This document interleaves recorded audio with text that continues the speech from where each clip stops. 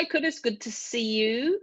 We're at the 7th of April. It's about 3-ish weeks into this cycle of lockdown and COVID, and For we've been Australia. chewing over for Australia. Good point, Yeah. well made. Yeah. Because I'm in New South Wales and you're in South Australia. South Australia. We've been talking on and off, obviously, about what future focus firms look like and what's happening, to help firms change in normal times. But it's not normal right now. Correct. So we thought we'd chew over what are we seeing out there, what's happening out there amongst law firms of different sizes in the market. So I know you're very interested in firms that are aligning themselves to future working models. Yeah. What are you seeing happening in that group of firms? In the future-facing ones. Well, I mean, for them, it's very slight adjustments. Very slight adjustments. It's business as usual. Most firms that are built with that future in mind have remote working solutions already in play. They likely have thought about policies that back that, ranging from, ways in which the employer can keep people connected and entertained to, triaging communications. Those policies would be already in place. Most of those firms also already offer part-time or work from home options anyway. So it's just sort of shifting that into the full working model. There will be little bumps, but it's not a fundamental shift. Yeah. So I don't think that I think they would find it to be two things. One is welcome to our world, sort of market shifting towards that model.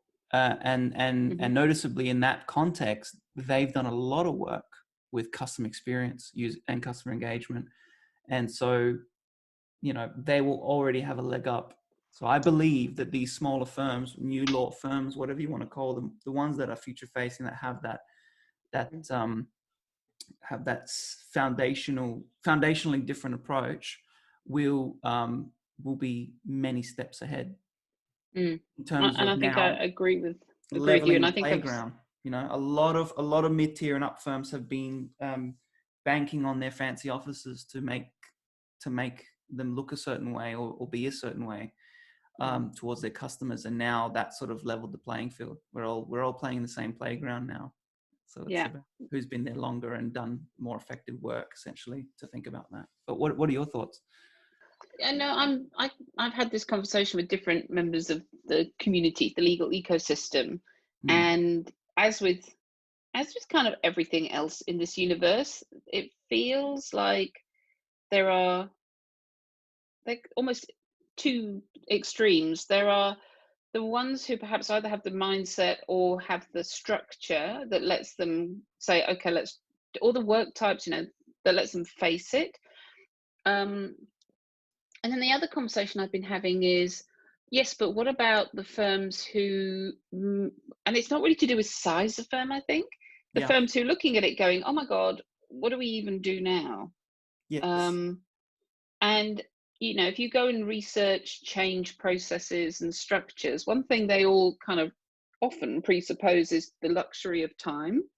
Yes. You're going to have a stage for pre-contemplation, you're going to move into the deep thinking, then you're going to prepare, and you're going to move to action, blah, blah, blah. And then you're going to, so it presupposes review and iterate, all that stuff. And that's not where we're at now. We're at a time where, depending on which country you're in, you can have 2 days a week, 4 hours notice to say, right, that's it, this is a lockdown and everyone's going to be in, which then starts to create some different emotional responses, I think, in organizations. And so that's something which I find particularly interesting, and I'm wondering where that's going to head. So I think there's the question I've got is what's happening for the organizations for whom this is more than a shock. We're as well, right? Really, the people who need to steer that ship in this time. Yeah. How and what's happening for them, and how what's helping frame their thinking. So, if I look at my personal experience in the last fortnight, and I'm, my mindset is aligned about being curious about change, not necessarily loving it, but willing to give it a shot.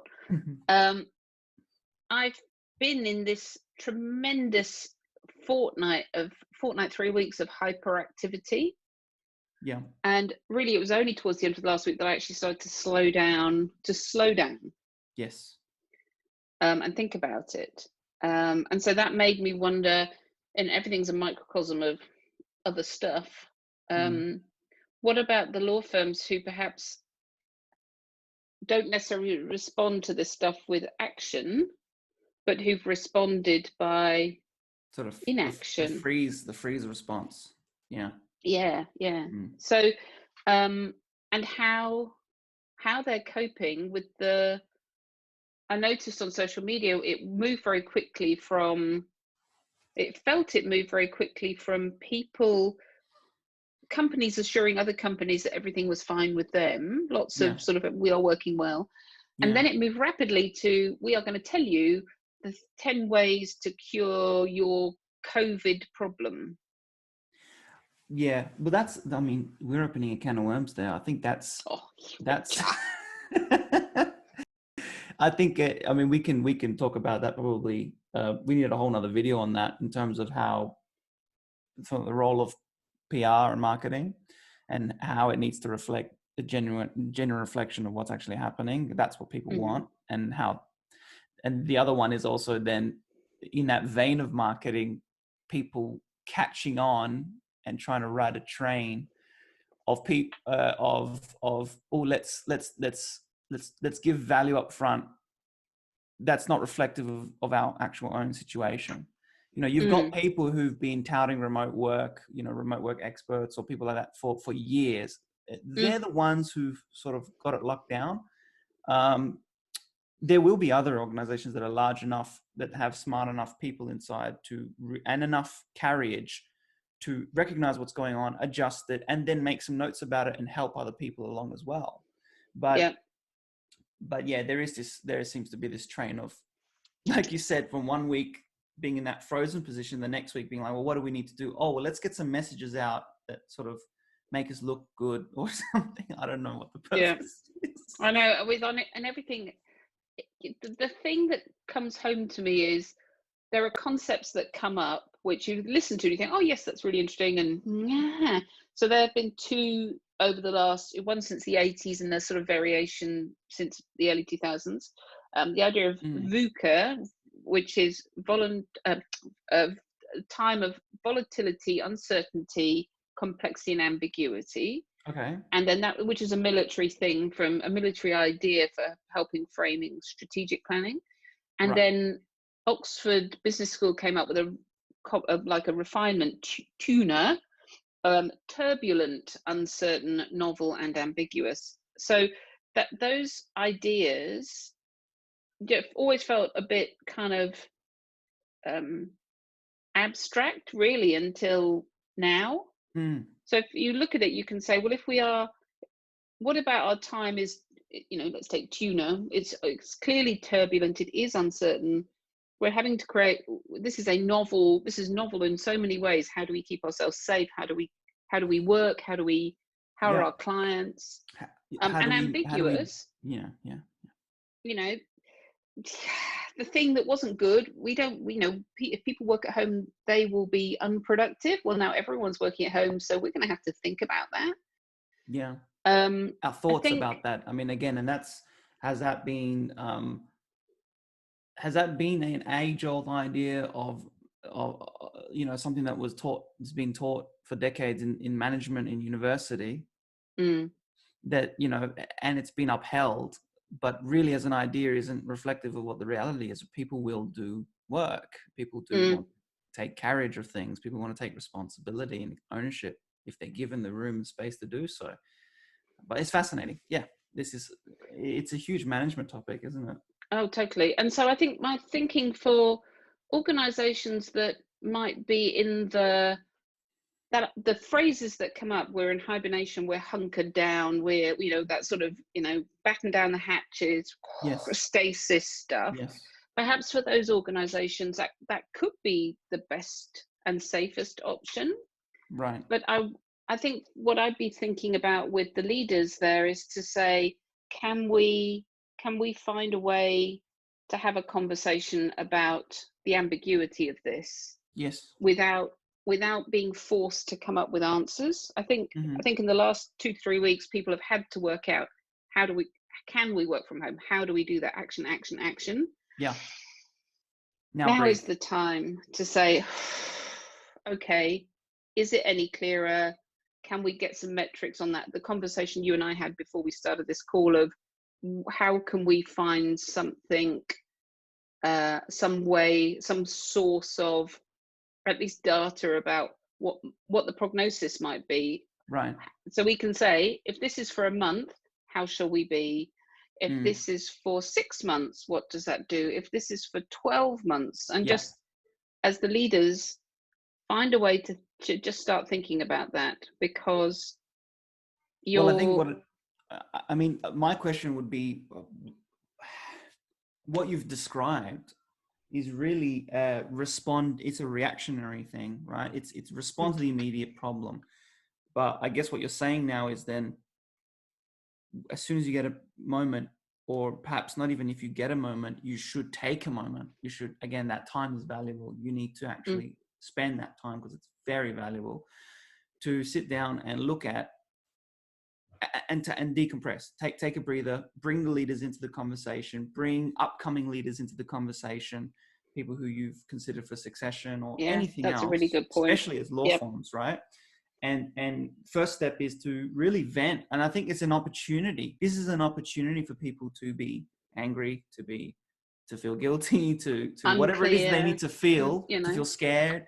But to do that, because that will open the doors in terms of the team coming together.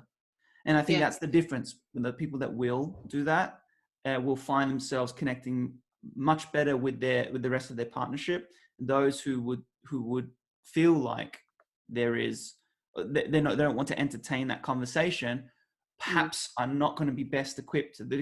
They will be in a flight reactionary mode anyway, because they're just not willing to open things up and slow things down. So step one being that. Step two, acknowledging that as leaders, as a group of leaders that sit and steer that ship. And then perhaps using from there, it as gives time you room to hypothesize, right? Then you can look at where are we going? What are we doing? And perhaps entertain thoughts that you couldn't entertain in the past. If this is the time of uncertainty, can we have the conversation now that says, well, what could we look like? If this is how it's going to be, what could we look like, and what could our clients look like? And there's this idea of future possible selves. So you're not saying we're going to do exactly this. You're just starting to kick the ideas around so that you putting it in people's minds to contemplate them just starts to help the process. That's the value, right? I think that's the fundamental thing, and I wrote about this in an article a few years ago, was that in a time of change, the most valuable thing is the people that will sit around and walk with you on this journey. That's it. That's the most valuable thing. The people who are ready to get up, give it a go, and hang around. And everything else is sort of, the foundations are built on sand. Everything else can fall apart. It really is the people who are ready to take a step forward and walk together in doing that, that become the highest value. So as a leader, you have to consider that personally about whether you're doing that, whether that's your posture, and let that reflect and trickle down into your cohort and your colleagues, which I think that ties into the whole bringing even your successors into the conversation, bringing other people into the conversation. From past conversations, I'm always an advocate of bringing juniors in the conversation. You'd be surprised how normal or how better adjusted they would be to a situation like this, even in a business format. Obviously, the experience of running the business is not perhaps there, but there are a lot of things to be gleaned from that, where you'll see youngest thrive. And I think it's a bit unfortunate to hear or to read in the news that they're the first ones to go. You know what I mean? I mean, unfortunate for the firm, because for them it's fine. They will essentially endure, I believe, and they will use different models. Your actions are going to force that. That's the thing that needs to be made clear as well. You know, how you respond to this will really reflect on the people that work for you and what they think they're working for. Like, what is this job about? What is this brand? Because I'm being given an office, and I'm even your partners. I've been given an office. I've been given a brand to work under. Well, what good is the brand if against the current climate, we can't even connect with our potential clients, or we can't even, we don't have ways in which clients aren't getting paid, and so we won't get paid. You know, how does that then start to, what does that do to us as an organization? So I think you're right, that idea of multi-generational conversations as well, because people might come into the conversation who aren't as loaded with some of the elephants in the room, some of the, baggage, snakes under the carpet, that idea, the things you can't talk about. You may find that they are less restricted by that kind of stuff, and that can open up 100%. Some of the stuff that you perhaps is a bit hidden. So yes, I mean, living an interesting time continues, and I'm sure we will keep coming back to this topic. Yeah, looking forward to the next video. Thanks, Quddus. Thanks.